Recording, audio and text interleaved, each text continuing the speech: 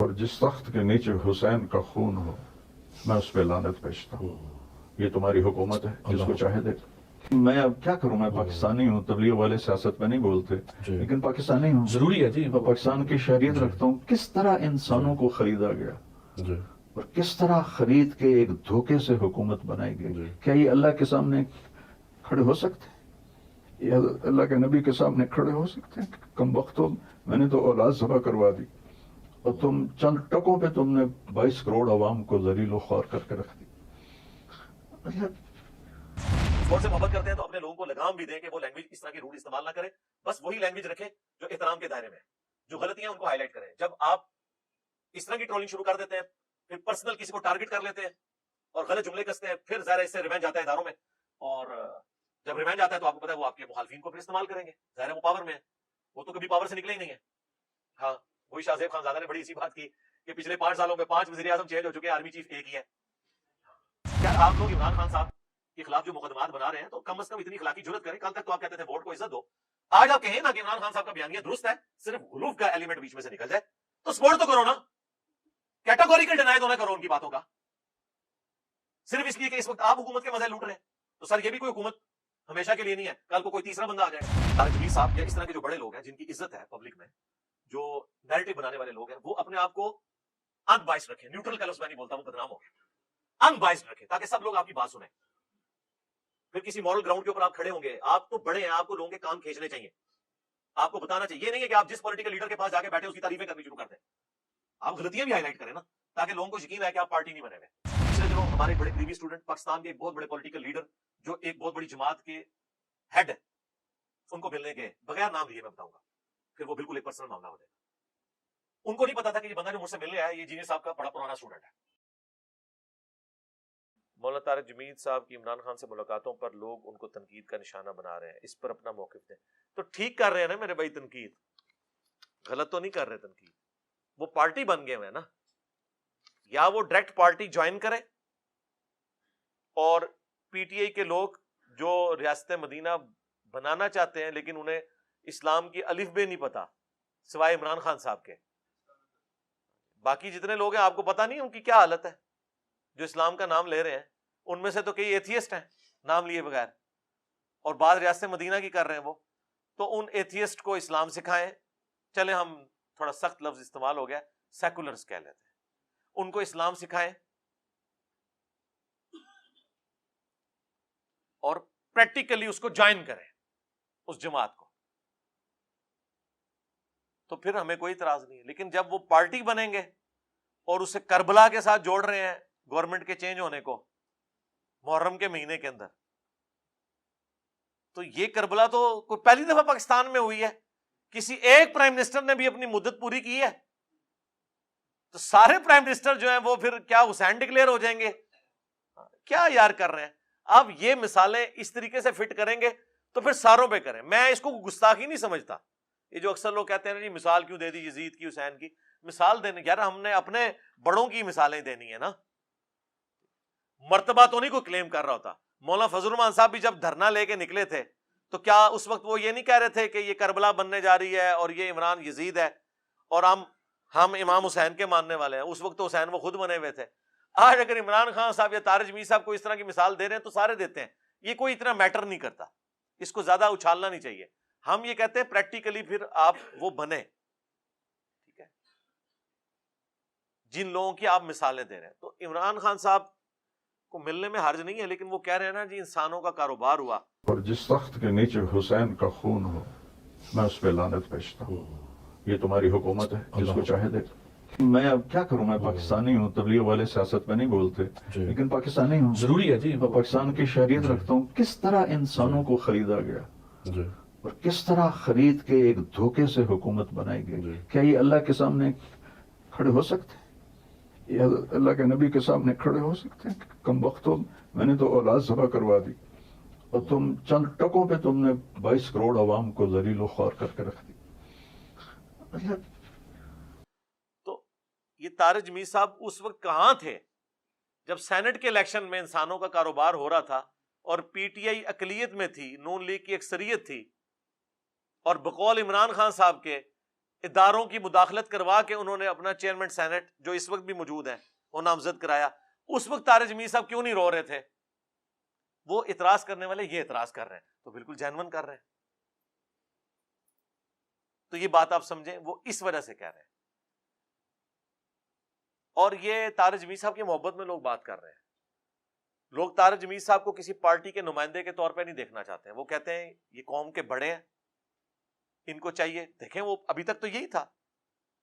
جب نواز شریف صاحب کی وائف فوت ہوئی ان کا جنازہ بھی انہوں نے پڑھایا. پرویز الہی صاحب کی والدہ کی ڈیتھ ہوئی اس میں بھی جاتے ہیں، وہ ہر جگہ جاتے ہیں. پھر ایسی جگہوں میں بھی چلے جاتے ہیں جہاں ان کو نہیں جانا چاہیے. ہاں، جو ملک کے ڈانز ہیں، قاتل ہیں، ان لوگوں کے بھی گھروں میں وہ چلے جاتے ہیں دعائیں کروانے کے لیے. وہ انڈورس ہی کر رہے ہوتے ہیں. پھر جا کے صرف دعا تک ان کی تعریفیں کرتے ہیں جا کے. پھر لوگ ان کے اوپر اعتراض کرتے ہیں نا. اس لیے میرے بھائی ہم نے تو کسی کے ساتھ اس طرح کا کوئی لینا دینا رکھا ہی نہیں ہوا. سیدھی سی بات ہے، ضرورت ہی نہیں ہے کام کرنے کی، نقصان ہوتا ہے. ہاں ادھر کوئی آ جائے گا ٹھیک ہے ملاقات کر لیں گے، ہمیں نہ کوئی مجبور کرے کہ ہم اس طریقے سے اس طرح کا معاملہ کریں. تو طارق جمیل صاحب کے اوپر جو لوگ اعتراض کر رہے ہیں وہ صرف اس وجہ سے کر رہے ہیں. اور یہ طارق جمیل صاحب بھی اسے پرسنل نہ لیں، وہ ان کی محبت میں کر رہے ہیں. وہ آپ کو بڑا مانتے ہیں اپنا. وہ کہتے ہیں آپ بڑے رہیں، کسی پارٹی کے آپ سپوکس مین نہ بنے. دیکھیں اس واقعے کے بعد تبلیغی جماعت بھی کتنی کھل کے تبلیغی جماعت کے لوگ طارق جمیل صاحب کے خلاف ہوئے ہیں. وہ پوسٹ شیئر کروا رہے ہیں، بار بار مختلف پوسٹیں لکھ رہے ہیں کہ جی اس کا تبلیغی جماعت سے کوئی تعلق نہیں ہے، ان کے پاس کوئی پوسٹ نہیں ہے، یہ نہیں ہے وہ. اب ان کو موقع مل کے یہ بات کرنے کا. کسی قوم میں طارق جمیل صاحب جیسے بڑوں کا ہونا نعمت سے کام نہیں ہوتا کہ ایسے بڑے کہ جن کو سب لوگ عزت کی نگاہ سے دیکھتے ہوں. اب اس واقعے کے بعد پھر ان کی جو ایک آڈیو جو ہے وہ لیک ہوئی حمزہ شہباز کے بارے میں، اس کے بعد مجھے بتائیں وہ کسی نون لیگ والے کے پاس بڑا بن کے کس منہ سے جائیں گے اگر وہ ان کو تبلیغ کریں گے. اور یہ نیریٹو وہ تھا جو طارق جمیل صاحب نے خود ہمیں بتایا ہوا تھا ویڈیوز میں کہ میں تو سارے حکمرانوں کے پاس جاتا ہوں. انہوں نے کہا میں تو بے نظیر کی قبر پہ بھی گیا تھا. بتائیں گے نا، ویڈیوز ریکارڈڈ ہے نا ان کی. تو آج تک تو وہ کبھی بھی پارٹی نہیں بنے تھے، سارے حکمرانوں کے پاس جاتے تھے. اب وہ پارٹی بنے تو اس کی وجہ سے لوگوں کے دلوں میں غم ہے، اور پھر پارٹی بن کے بھی پھر وہ ان باتوں کے اوپر افسوس کر رہے ہیں کہ جو وہ ساری خرابیاں ادھر بھی پائی جاتی ہیں جن کے لیے وہ افسوس کر رہے ہیں. ٹھیک ہے، یہ تو اسی طریقے سے ہے کہ کوئی نون لیگ کا بڑا ثانیہ سائیوال کے اوپر آ کے روزانہ لکیر پیٹے، جن کے اپنے دور میں ماڈل ٹاؤن ہوئی ہے. ہاں اس صورت میں پیٹ سکتا ہے کہ وہ کہ ہمارے بڑوں سے بھی غلطی ہوئی، انہوں نے بھی غلطی کی، دونوں کا احتساب ہونا چاہیے، پھر تو بات ٹھیک ہے. تو یہ مسئلہ پھر وہاں پہ خراب ہوتا ہے. لیکن اس پوری صورتحال میں اگر کسی بڑے سے اس طرح کی غلطی ہو نا تو ان کی میمز بنانے کی بجائے، ان کی ٹرولنگ کرنے کی بجائے پازیٹیولی احترام کے دائرے میں ان کا رد کیا جائے کہ مولانا آپ ہمارے بڑے ہیں، پلیز آپ اس طرح نہ کریں، یہ نہ کریں. جس طرح میں کبھی پالیٹکس پہ بولتا ہوں، میں نے تو آپ کو پتا ہے ایک ان بائسڈ پلیٹ فارم ہے. جو چیز غلط جہاں پہ ہے، جب سے میں نے بولنا شروع کیا ہوا ہے، تو جو چیز غلط ہوتی ہے میں اسے غلط کہتا ہوں، جو ٹھیک ہے وہ کسی کی بھی اسے ٹھیک کہتا ہوں. اس کے باوجود نیچے مجھے جو سمجھانے والے ہیں ان کے جو جملے ہوتے ہیں نا، ان جملوں میں الفاظ کے چناؤ سے پتہ چل جاتا ہے یہ میرے ساتھ ہمدردی میں لکھ رہا ہے یا میرے پہ غصہ نکال رہا ہے، وہ پتہ چل جاتا ہے. جب گالی گلوچ ہوگی تو اس کا مطلب ہے وہ میری اصلاح نہیں چاہتا. اور جو کہیں گے علی بھائی پلیز آپ پالیٹکس سے دور رہیں، آپ اس گند میں نہ ہی آئیں، حالانکہ خود بھی اس گند کا حصہ ہوتے ہیں. تو ہم کبھی پالیٹکس میں آئے ہی نہیں ہیں. میں نے آپ کو پہلے بھی بتایا کہ ہمیں کئی لوگوں نے اپروچ کیا نام لیے بغیر. جب عمران خان صاحب نکالے گئے کہ آپ عمران خان صاحب کے بارے میں کوئی سٹیٹمنٹ ایسی دیں ان کے خلاف، ہم نے نہیں دی. وہ یہ سمجھ رہے تھے کہ یہ پبلک ڈائنامکس بنانے والے لوگوں میں یہ بھی شامل ہے تو چلو یہ کر لیں. جو غلط بات تھی اس وقت بھی ان کو غلط کہتے تھے جب وہ پرائم منسٹر تھے، آج وہ نہیں ہے تو ان کی جو صحیح بات ہے اس کو آج بھی ہم انڈورس کر رہے ہیں کہ آپ کا بیانیہ درست ہے, صرف غلوف کا ایلیمنٹ نکال دیں اداروں کے بارے میں. اور یہ جو آپ سٹیٹمنٹ دیتے ہیں نا کہ نہیں جی میں فوج سے محبت کرتا ہوں, تو فوج سے محبت کرتے ہیں تو اپنے لوگوں کو لگام بھی دیں کہ وہ لینگویج اس طرح کی روڈ استعمال نہ کرے, بس وہی لینگویج رکھیں جو احترام کے دائرے میں ہے. جو غلطیاں ان کو ہائی لائٹ کریں. جب آپ اس طرح کی ٹرولنگ شروع کر دیتے ہیں, پھر پرسنل کسی کو ٹارگٹ کر لیتے ہیں اور غلط جملے کستے ہیں, پھر ظاہر ہے اس سے ریونج آتا ہے اداروں میں, اور جب ریونج آتا ہے تو آپ کو پتا ہے وہ آپ کے مخالفین کو پھر استعمال کریں گے. ظاہر ہے وہ پاور میں ہے, وہ تو کبھی پاور سے نکلے ہی نہیں ہے. ہاں وہی شاہ زیب خانزادہ نے بڑی اسی بات کی کہ پچھلے 5 سالوں میں 5 وزیر اعظم چینج ہو چکے ہیں, آرمی چیف ایک ہی ہے. تو اس لیے پھر جب یہ ہے تو آپ نے معاملات کو دیکھ بھال کے چلنا ہے. آرمی بھی آپ کی اپنی ہے, ادارے بھی, عدلیہ بھی اپنی ہے, تو اختلاف رائے ضرور کریں لیکن ایک ریڈ لائن کو کراس نہ کریں. اور میں نے یہی, حالانکہ حکومت میں اس وقت یہ لوگ ہیں, میں نے ان کو کہا کہ یار آپ لوگ عمران خان صاحب کے خلاف جو مقدمات بنا رہے ہیں تو کم از کم اتنی اخلاقی جرت کریں. کل تک تو آپ کہتے تھے ووٹ کو عزت دو, آج آپ کہیں نا کہ عمران خان صاحب کا بیانیہ درست ہے, صرف غلوف کا ایلیمنٹ بیچ میں سے نکل جائے تو سپورٹ تو کرو نا, کیٹاگوریکل ڈینائی تو نہ کرو ان کی باتوں کا, صرف اس لیے کہ اس وقت آپ حکومت کے مزے لوٹ رہے ہیں. تو سر یہ بھی کوئی حکومت ہمیشہ کے لیے نہیں ہے, کل کو کوئی تیسرا بندہ آ جائے گا. تو اس لیے آپ کوشش کریں, طارق جمیل صاحب یا اس طرح کے جو بڑے لوگ ہیں جن کی عزت ہے پبلک میں, جو نیریٹو بنانے والے لوگ ہیں, وہ اپنے آپ کو ان بائسڈ رکھیں. نیوٹرل کا لفظ میں نہیں بولتا, وہ بدنام ہو گیا. ان بائسڈ رکھیں تاکہ سب لوگ آپ کی بات سنیں. پھر کسی مورل گراؤنڈ کے اوپر آپ کھڑے ہوں گے, آپ تو بڑے ہیں, آپ کو لوگوں کے کان کھینچنے چاہیے, آپ کو بتانا چاہیے. یہ نہیں ہے کہ آپ جس پولیٹیکل لیڈر کے پاس جا کے بیٹھے اس کی تعریفیں کرنی شروع کر دیں.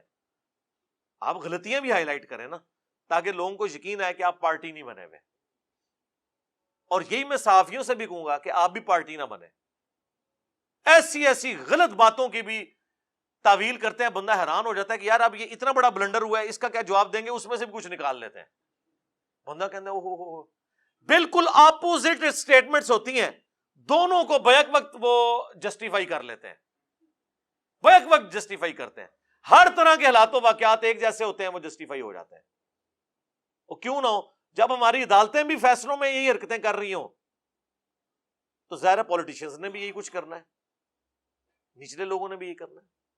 البتہ آپ سچائی کے اوپر کھڑے ہوں, یقین کریں آپ اگر اکیلے بھی ہیں نا, آپ کی آواز اگر سچائی کے اوپر مبنی ہے تو دنیا آپ کی بات سنے گی.